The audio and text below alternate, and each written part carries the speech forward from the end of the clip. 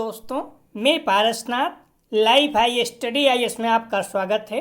आज हम लोग राजा महेंद्र प्रताप सिंह राज्य विश्वविद्यालय अलीगढ़ के बीएड सेकेंड ईयर एग्जाम 2023 जो 16 मई 2023 को एग्जाम होने जा रहा है तथा साथ ही आगरा यूनिवर्सिटी का जो B Ed second year re exam 2022-23 होने जा रहा है, उसके लिए पेपर 205 अर्थात पर्यावरणीय शिक्षा या इन्वायरमेंटल एजुकेशन का फुल प्रैक्टिस सेट 7 हल करेंगे। इसके पहले 6 प्रैक्टिस सेट हल कर चुके हैं हम लोग। डिस्क्रिप्शन में लिंक दिया गया है, आप लोग जाकर देख लीजिएगा। इसके टॉप 75 अति महत्वपूर्ण प्रश्न हल करेंगे। यहाँ से निश्चित रूप से एग्जाम में प्रश्नों के सेम टू सेम आने की संभावना है, इसलिए आप लोग वीडियो को पूरा देखिएगा। यह पेपर 40 अंक का होगा। 75 प्रश्न राजा महेंद्र प्रताप सिंह यूनिवर्सिटी में और 100 प्रश्न आगरा यूनिवर्सिटी में दिया रहेगा।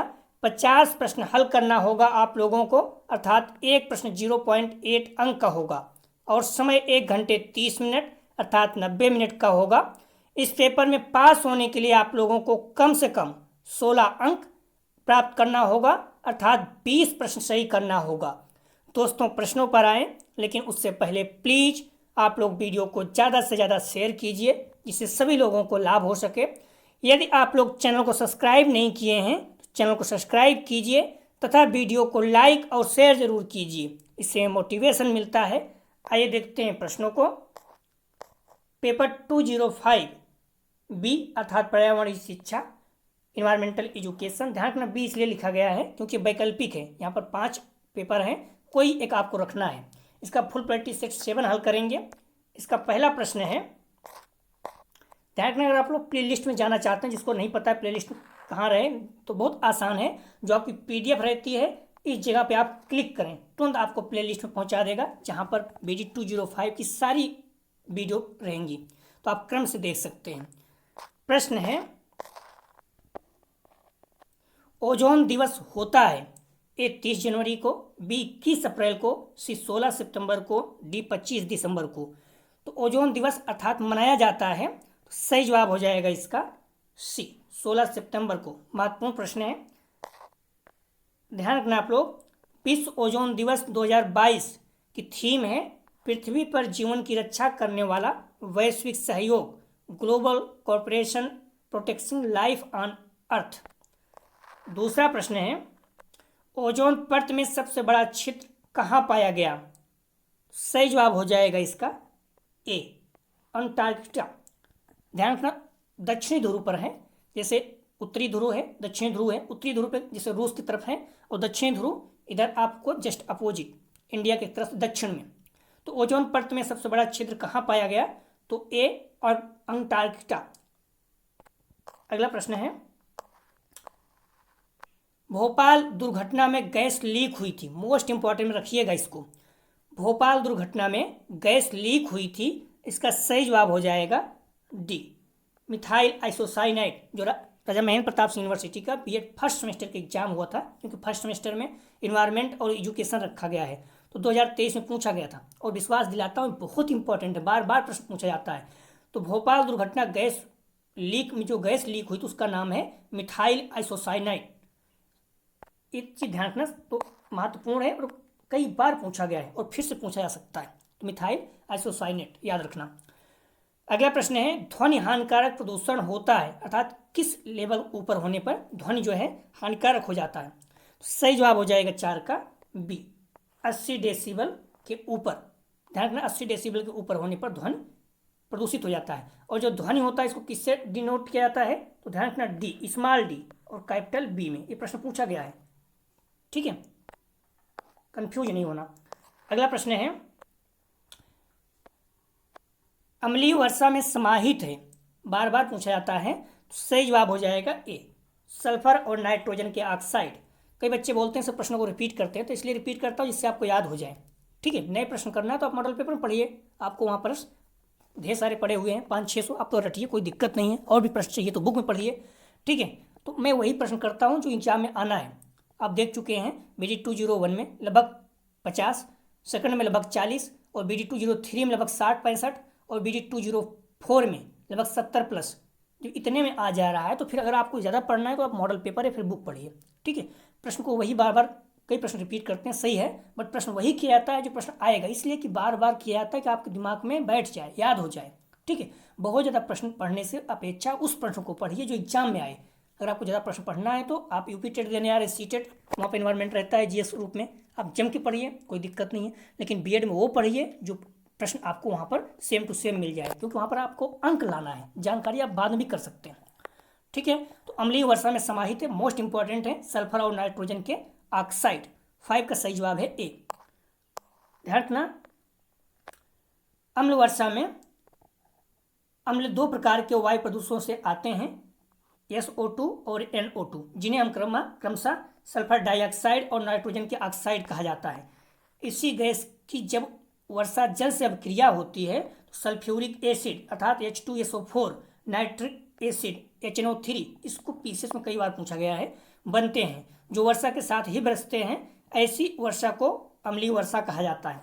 ठीक है, अगला प्रश्न है, ध्यान रखना, जब SO2 NO2 वर्षा के साथ क्रिया करते हैं और बारिश होती है उसके साथ जमीन पर गिरते हैं तो उसे अम्लीय वर्षा कहा जाता है। अगला प्रश्न है, इनमें से मृदा क्षरण का कारण नहीं है, महत्वपूर्ण है, सही जवाब हो जाएगा 6 का सी, वनारोपण, वृक्ष लगाना, इससे क्या होता है, मृदा क्षरण रुकती है, मृदा क्षरण होती नहीं है।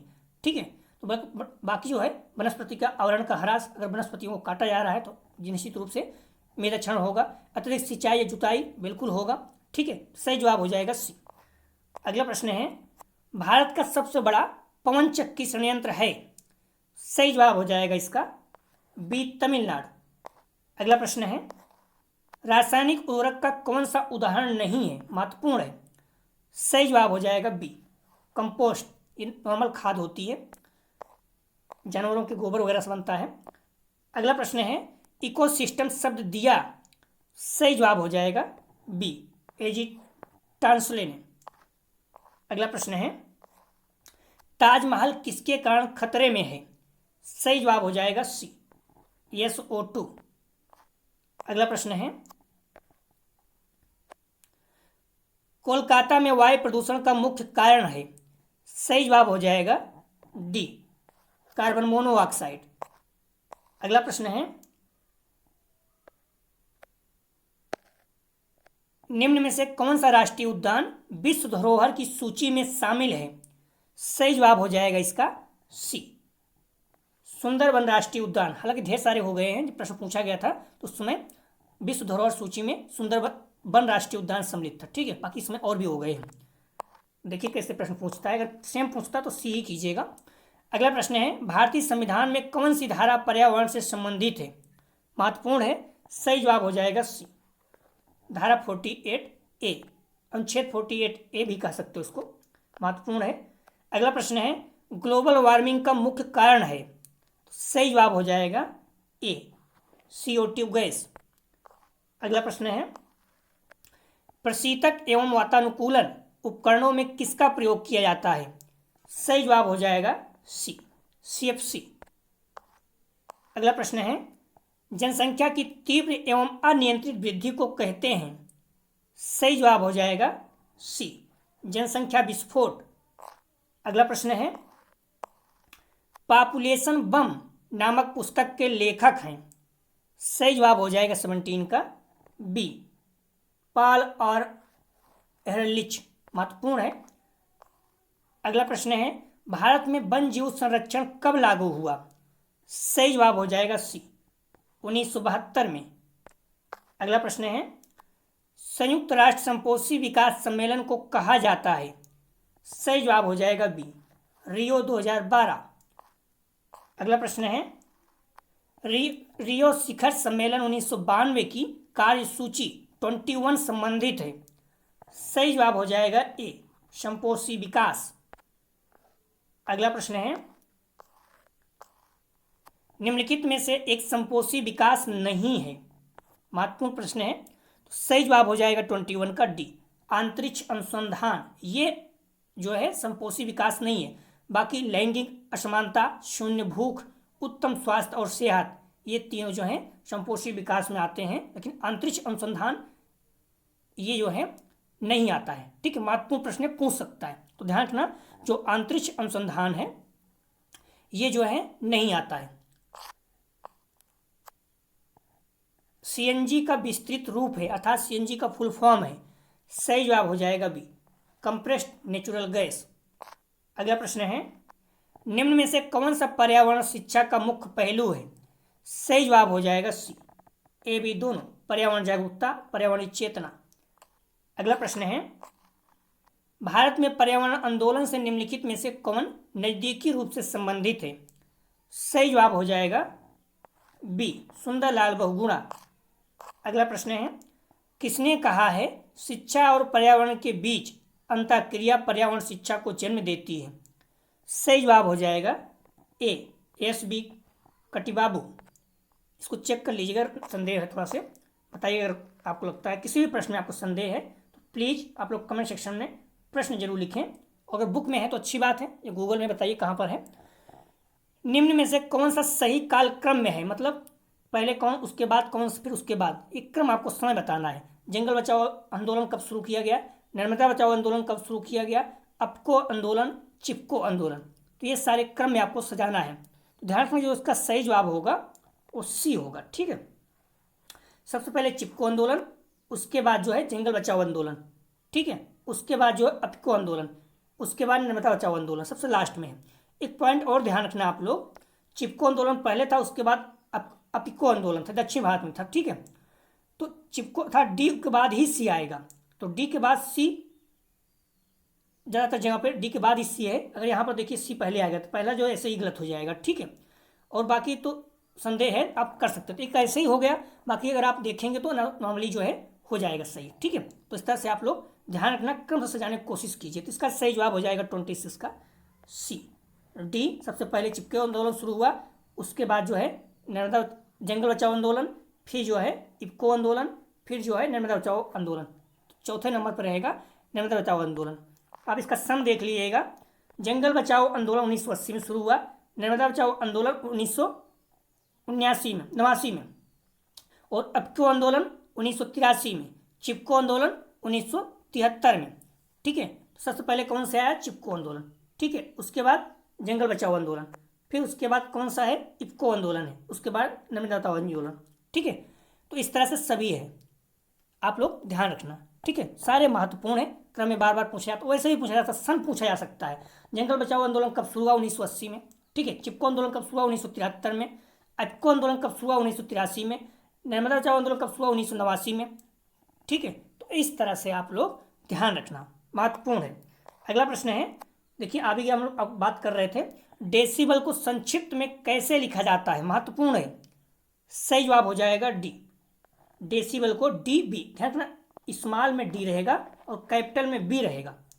इसमें देखिए कैपिटल में डी कर दिया, इसमें भी कैपिटल डी कर दिया, इसमें दोनों स्मॉल कर दिया, तो जो डी है ये स्मॉल में रहेगा और बी जो है कैपिटल में रहेगा। इस पॉइंट को ध्यान रखना, महत्वपूर्ण है, पूछ सकता है। तो डेसिबल को संक्षिप्त रूप में कैसे लिया जाता है, डीबी के। अगला प्रश्न है, खाद्य श्रृंखला कितने प्रकार की होती है? सही जवाब हो जाएगा 28 का सी, 3 प्रकार की, ठीक है। खाद्य श्रृंखला 3 प्रकार की होती है। कौन कौन सी? चरण खाद्य श्रृंखला, अपरद खाद्य श्रृंखला और परजीवी खाद्य श्रृंखला। महत्वपूर्ण है, पूछा जा सकता है।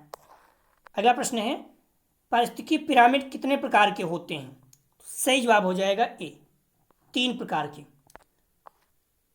अगला प्रश्न है, CLE का पूरा नाम क्या है? सही जवाब हो जाएगा डी, अधिगम और शिक्षा का केंद्र। एक बार इसे आप लोग चेक कर लीजिएगा नॉर्मली। अगला प्रश्न है, रेडियोधर्मिता से प्रदूषित स्थल के निकट वितरण करने वाले जीव जंतुओं में शिकायत होती है। सही जवाब हो जाएगा ए, त्वचा हटने की। रेडियोधर्मी से प्रदूषित स्थल के निकट जो जीव जंतु होते हैं उनके चमड़े जो होते हैं अलग होते जाते हैं धीरे धीरे। ये बहुत ही ज़्यादा दर्द भरा होता है, ध्यान रखना। इसीलिए जो जापान में परमाणु बम गिराया गया था वहाँ पर काफ़ी समय तक लोग इस तरह से दिव्यांग विकलांग धीरे धीरे बहुत ही बुरी, बहुत ही दर्द भरा मतलब मौत रही। अगला प्रश्न है, किसी परिस्थिति तंत्र में उपस्थित अजैविक की मात्रा कहलाती है? सही जवाब हो जाएगा सी, निर्जीव अवस्था। अगला प्रश्न है, वर्षा जल संग्रहण क्या है? सही जवाब हो जाएगा बी, वर्षा का जल का जमाव और भंडारण। हमारी रिक्वेस्ट है आप लोग वीडियो को ज़्यादा से ज़्यादा शेयर कीजिए। कॉलेज ग्रुप दोस्त यार जो भी हैं, जिस कॉलेज में आप एग्जाम देने जा रहे हैं वहाँ पर जो बीएड के स्टूडेंट हैं, प्लस जिस कॉलेज से आप बीएड कर रहे हैं वहाँ पर जो आपके जूनियर हैं, क्योंकि हम लोग फर्स्ट सेमेस्टर देख चुके हैं, हल कर चुके हैं, सेकंड सेमेस्टर का एग्जाम 20 जून से शुरू है, उसका भी प्रैक्टिस स्टार्ट करेंगे। तो प्लीज़ उन्हें भी आप बताइए जिससे सभी लोगों को लाभ हो सके और अपने चैनल भी ग्रोथ कर सके। वीडियो को लाइक जरूर करें। ध्यान रखना इसमें टेस्ट में वही रखे गए हैं प्रश्न जो एग्जाम में आने की संभावना है या फिर प्रीवियस ईयर में आए हुए हैं, यूपी टेट सीटेट में आए हुए हैं, या फिर जो भी प्रश्न लग रहा है महत्वपूर्ण है उन सारे प्रश्नों को रखा गया है। अगला प्रश्न है, भारतीय गैंडे कहाँ संरक्षित हैं? तो सही जवाब हो जाएगा बी, काजीरंगा नेशनल पार्क। ठीक है, काजीरंगा नेशनल पार्क कहाँ है? असम में। ये पीसीएस वगैरह में बहुत बार पूछा जाता है, लेकिन यूपी टेट में पूछा गया है तो यहाँ भी पूछा जा सकता है। भारतीय गैंडे जिसे एक सींग वाले गैंडे भी कहते हैं, या पूर्वोत्तर भारत के असम और नेपाल की तराई कुछ संरक्षित इलाकों में पाया जाता है। अगला प्रश्न है, एम.एस. स्वामीनाथन एक, सही जवाब हो जाएगा इसका बी, एक कृषि वैज्ञानिक थे। अगला प्रश्न ध्यान रखना, एम.एस. स्वामीनाथन को भारत में हरित क्रांति का जनक कहा जाता है। अगला प्रश्न है, wild life institute of India कहाँ स्थित है? सही जवाब हो जाएगा डी, देहरादून में।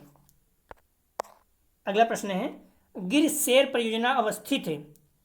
सही जवाब हो जाएगा ए, गुजरात में। अगला ध्यान रखना, गिर वन्यजीव अभ्यारण्य शेर का संरक्षण करता है। अगला प्रश्न है, WWF से आशय अर्थात फुल फॉर्म है? सही जवाब हो जाएगा 38 का सी, वर्ल्ड वाइल्ड लाइफ फंड। महत्वपूर्ण है, पीसीएस वगैरह में तो बार बार पूछा जाता है। वर्ल्ड वाइल्ड लाइफ फंड 1961 में स्थापित एक अंतर्राष्ट्रीय गैर सरकारी संगठन है और इसका मुख्यालय स्विट्जरलैंड के ग्लैंड में है। इसका उद्देश्य पर्यावरण पर मानव प्रभाव को संरक्षित और कम करना है। यह दुनिया का सबसे बड़ा संरक्षण संगठन है। अगला प्रश्न ध्यान रखना, इसका मुख्य उद्देश्य दुनिया की जैविक विविधता का संरक्षण करना है, नवीनीकरण संसाधनों का उपयोग सुनिश्चित करना है और प्रदूषण और अपशिष्ट की खपत को कम करना है। अगला प्रश्न है, इसका ध्यान रखना, इसको भी ध्यान रखना आप लोग, इसका जो प्रतीक चिन्ह है ची के नाम से एक विशाल पंडा है। ठीक है, WWF का जो प्रतीक चिन्ह है क्या है? एक विशाल पंडा है जिसे ची कहा जाता है। ठीक है, अगला प्रश्न है, एक मार्ग का संबंध है? सही जवाब हो जाएगा ए, गुणवत्ता से। अगला प्रश्न है, भारत में प्रोजेक्ट टाइगर प्रारंभ किया गया था? सही जवाब हो जाएगा बी, 1973 में। महत्वपूर्ण है, और वन जीव संरक्षण अधिनियम 1972 में हम लोग देख चुके हैं। अगला प्रश्न है, ग्रीन पीस इंटरनेशनल का मुख्यालय अवस्थित है? सही जवाब हो जाएगा सी, एम्स्टर्डम में। अगला ध्यान रखना, मुख्यालय एम्स्टर्डम नीदरलैंड में है। अगला प्रश्न है, निम्नलिखित ईंधनों में से कौन सा न्यूनतम पर्यावरणीय प्रदूषण उत्पन्न करता है? सही जवाब हो जाएगा सी, हाइड्रोजन। अगला प्रश्न है, चिपको आंदोलन के प्रणेता हैं? सही जवाब हो जाएगा बी, सुंदरलाल बहुगुणा। 9 जनवरी 1927 को उत्तराखंड के टिहरी जिले में जन्मे सुंदरलाल बहुगुणा को चिपको आंदोलन का प्रणेता माना जाता है। इसका सही जवाब हो जाएगा 43 का बी।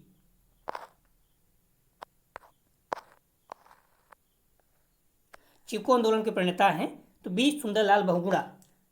अगला प्रश्न है, निम्नलिखित में से किस राज्य में गल्फ ऑफ मन्नार मैरीन राष्ट्रीय पार्क अवस्थित है? महत्वपूर्ण है, सही जवाब हो जाएगा बी, तमिलनाडु में। पीसीएस में पूछा जा चुका है और यूपी टेट 2016 में।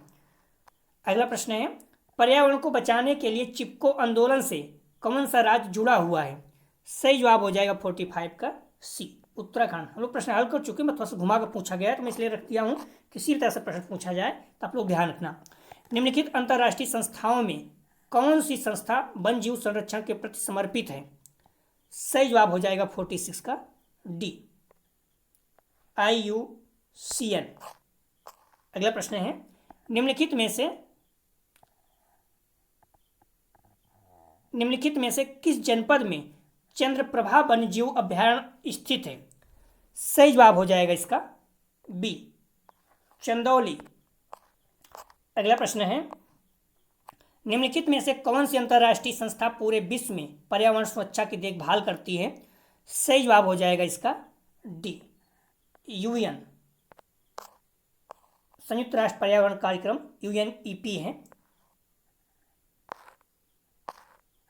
अगला प्रश्न है, हमारे देश में वन महोत्सव दिवस मनाया जाता है? सही जवाब हो जाएगा इसका बी, 1 जुलाई को। अगला प्रश्न है, भारत में वन महोत्सव जुलाई के प्रथम सप्ताह में मनाया जाता है। किस राष्ट्रीय उद्यान को पूर्व में हेली राष्ट्रीय उद्यान कहा जाता था? सही जवाब हो जाएगा ए, जिम कॉर्बेट राष्ट्रीय उद्यान। अगला प्रश्न है, उत्तराखंड में है, वन प्राणी सप्ताह प्रतिवर्ष मनाया जाता है? वन प्राणी सप्ताह प्रतिवर्ष मनाया जाता है, सही जवाब हो जाएगा सी, अक्टूबर के प्रथम सप्ताह में। अगला प्रश्न है, ऊर्जा का अप्रदूषकी स्रोत है? सही जवाब हो जाएगा बी, सौर ऊर्जा, जो प्रदूषण न फैलाता हो। अगला प्रश्न है, सन 1992 में पर्यावरण सुरक्षा से संबंधित प्रथम पृथ्वी सम्मेलन किस शहर में हुआ था? सही जवाब हो जाएगा 53 का B, Rio de Janeiro, Brazil में। महत्वपूर्ण है। अगला प्रश्न है, केदारनाथ अभ्यारण्य निम्न में से किसके लिए जाना जाता है? सही जवाब हो जाएगा डी, कस्तूरी मृग के लिए। अगला प्रश्न है, वन संरक्षण अधिनियम के अनुसार किसकी खेती गैर वन गतिविधि है? सही जवाब हो जाएगा डी, ये सभी, चाय, रबड़, शहतूत। वन संरक्षण अधिनियम के अनुसार किसकी खेती गैर वन गतिविधि, मतलब ये वन में नहीं आते हैं। तो चाय, रबड़, शहतूत। वन में आ जाने का मतलब फिर नुकसान हो जाएगा, ज़्यादा उसको हानि नहीं पहुंचा सकते हो। अगला प्रश्न है, भूतापीय ऊर्जा किस प्रकार का संसाधन है? सही जवाब हो जाएगा सी, अपारंपरिक नवीकरणीय। अगला ध्यान रखना, परंपरागत ऊर्जा के स्रोत कौन कौन से हैं? कोयला, पेट्रोल, प्राकृतिक गैस, जलावन, उपले और बिजली। लेकिन गैर परंपरागत में कौन कौन से आ जाते हैं? तो ऊर्जा के स्रोत सौर ऊर्जा, पवन। ध्यान रखना, गैर परंपरागत में सौर ऊर्जा, पवन अर्थात वायु ऊर्जा, ज्वारीय ऊर्जा, बायोगैस और परमाणु ऊर्जा। कुछ पॉइंट और भी आप लोग ध्यान रखना, पर्यावरण सुरक्षा अधिनियम 1986 में, वन जीव सुरक्षा 1972 में, वन संरक्षण अधिनियम 1980 में, जल प्रदूषण निवारण तथा नियंत्रण अधिनियम 1974 में। ये सारे पॉइंट महत्वपूर्ण आ सकते हैं, सिंगल भी आ सकते हैं, मैचिंग वाले भी। अगला प्रश्न है, समुद्री प्रदूषण के कारण नष्ट हो रहे हैं? सही जवाब हो जाएगा डी, माइग्रोवन। अगला प्रश्न है, ग्रीन मफलर संबंधित है? महत्वपूर्ण है, पीछे सोरम को बार बार पूछा जाता है। सही जवाब हो जाएगा सी, ध्वनि प्रदूषण से। अगला प्रश्न है, गंगा एक्शन प्लान को लाने का उद्देश्य निम्न में से किस सुधार हेतु है? सही जवाब हो जाएगा ए, जल की गुणवत्ता। अगला प्रश्न है, गैसीय अपशिष्ट है? सही जवाब हो जाएगा डी, लकड़ी, कोयला से जलने से निकलने वाला धुआं। डी इसका सही जवाब है। अगला प्रश्न है, भूकंप की तीव्रता नापने के यंत्र को क्या कहते हैं? सही जवाब हो जाएगा बी, सिस्मोग्राफ। अगला प्रश्न है, निम्नलिखित वाहिनी ईंधनों में से किसको आजकल पर्यावरण स्नेही माना जाता है? सही जवाब हो जाएगा बी, संपीड़िकी प्राकृतिक गैस, सीएनजी। सीएनजी संक्षिप्त रूप में कंप्रेस्ड नेचुरल गैस है। इस पॉइंट को ध्यान रखना, पूछा जा चुका है।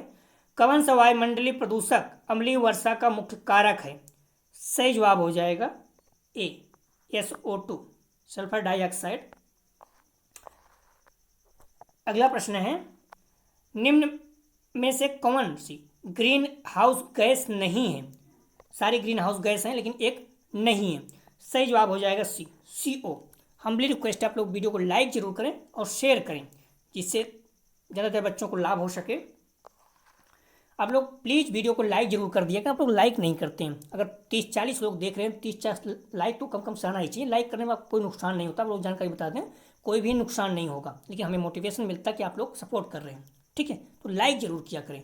और ध्यान रखना, लगभग 48% ऐसे लोग वीडियो देखते हैं जो सब्सक्राइब नहीं किए हैं। प्लीज़ सब्सक्राइब कर दीजिए। सब्सक्राइब करने से आपको कोई प्रॉब्लम नहीं होता है, ठीक है। अगर आप थोड़ा भी लाभ हो रहा है सब्सक्राइब कर दीजिए, नहीं भी लाभ हो रहा तो कोई दिक्कत तो है नहीं सब्सक्राइब करने में, सब्सक्राइब कर देना चाहिए, ठीक है। कौन सी बीमारी, प्रश्न है कौन सी बीमारी दूषित जल पीने से फैलती है? सही जवाब हो जाएगा बी, टाइफाइड। अगला प्रश्न है विश्व में जल संकट का प्रमुख कारण है? सही जवाब हो जाएगा ए, नगरीकरण। अगला प्रश्न है भारत तथा दूसरे देशों में प्रदूषण को रोकने के लिए बनाए गए नियम का प्रयोग रोकता है? सही जवाब हो जाएगा बी, प्लास्टिक के थैले। भारत तथा दूसरे देशों में प्रदूषण को रोकने के लिए बनाए गए नियम का प्रयोग रोकता है तो प्लास्टिक के थैलों को, क्योंकि ये आपको पता है कभी नष्ट नहीं होता है, बहुत सालों तक रहता है, मतलब नष्ट ही नहीं होता है, मान चलो बस। पेड़ पौधे प्रदूषण को घटाते हैं क्योंकि वे अवशोषित करते हैं। सही जवाब हो जाएगा इसका सी, कार्बन डाइऑक्साइड को। ध्यान रखना, पेड़ पौधे ध्वनि को भी कम करते हैं, अवशोषित कर लेते हैं, तो ध्वनि प्रदूषण को भी कम करते हैं। अगला प्रश्न है पृथ्वी को उष्मायन का अर्थ है? सही जवाब हो जाएगा ए, ग्रीन हाउस गैसों द्वारा पृथ्वी के तापमान में वृद्धि। अगला प्रश्न है अम्लीय वर्षा से ऐतिहासिक इमारतों तथा मूर्तियों का संक्षारित अर्थात क्षरण होना कहलाता है? सही जवाब हो जाएगा बी, स्टोन लेप्रोसी। अगला प्रश्न है स्पर्श गंगा अभियान का मुख्य उद्देश्य है? सही जवाब हो जाएगा बी, गंगा की स्वच्छता। अगला प्रश्न है किस पादप को बंगाल का आतंक कहा गया है? सही जवाब हो जाएगा ए, जलकुंभी। अगला प्रश्न है अनिद्रा से ग्रस्त रोगियों की संख्या में तीव्र वृद्धि का कारण है? सही जवाब हो जाएगा सी, शोर प्रदूषण। हमारी रिक्वेस्ट है आप लोग वीडियो को लाइक जरूर करें प्लीज। प्रश्न है रेड डाटा बुक किससे संबंधित है? सही जवाब हो जाएगा सी, विलुप्ति के करीब जीव। अगला प्रश्न है निरंतर होने वाले सामान्य शोर को दुष्प्रभावों के कारण कहते हैं? महत्वपूर्ण प्रश्न, ध्यान रखना, निरंतर होने वाले सामान्य शोर के दुष्प्रभावों को कहते हैं, ये होना चाहिए। निरंतर होने वाले सामान्य शोर को दुष्प्रभावों के कारण कहते हैं। सही जवाब हो जाएगा 75 का बी, धीमा जहाज, स्वीट पॉइजन या स्लो पॉइजन। एक प्रश्न मैंने एक्स्ट्रा रख दिया था, लगा कि हो सकता आ जाए। माइल्यू शब्द प्रयुक्त किया जाता है? सही जवाब हो जाएगा इसका सी, पर्यावरण मंडल के लिए। तो ध्यान थोड़ा सा महत्वपूर्ण लगा मुझे। तो दोस्तों यह था BD 205 का फुल प्रैक्टिस टेस्ट 7। अगला जो प्रैक्टिस टेस्ट हम लोग हल करेंगे 8। हमारी रिक्वेस्ट है आप लोग वीडियो को ज़्यादा से ज़्यादा लाइक करें, शेयर करें, जितना समय बचा हुआ है बार बार आप लोग रिविजन करें। अगर मॉडल पेपर हो तो मॉडल पेपर, बुक है तो बुक, और अपने जो प्रैक्टिस सेट हैं इसे अच्छे से तैयार कर लें, क्योंकि यहाँ से प्रश्न आपको मैक्सिमम सेम टू सेम मिल जाएगा। वीडियो को लाइक और शेयर जरूर करें दोस्तों। डिस्क्रिप्शन और कमेंट सेक्शन दोनों जगह पर व्हाट्सएप और टेलीग्राम ग्रुप का लिंक दिया गया है, आप लोग ज्वाइन कर लीजिए, जिससे आपको क्लास का नोटिफिकेशन मिल जाए और PDF भी प्राप्त हो सके। तो हमारी रिक्वेस्ट है प्लीज़ वीडियो को लाइक और शेयर जरूर करें। कॉलेज ग्रुप दोस्त यार जो भी हैं और जहाँ भी आप एग्जाम देने जा रहे हैं वहाँ भी इस चैनल के बारे में बताएं प्लीज़। वीडियो देखने के लिए धन्यवाद दोस्तों।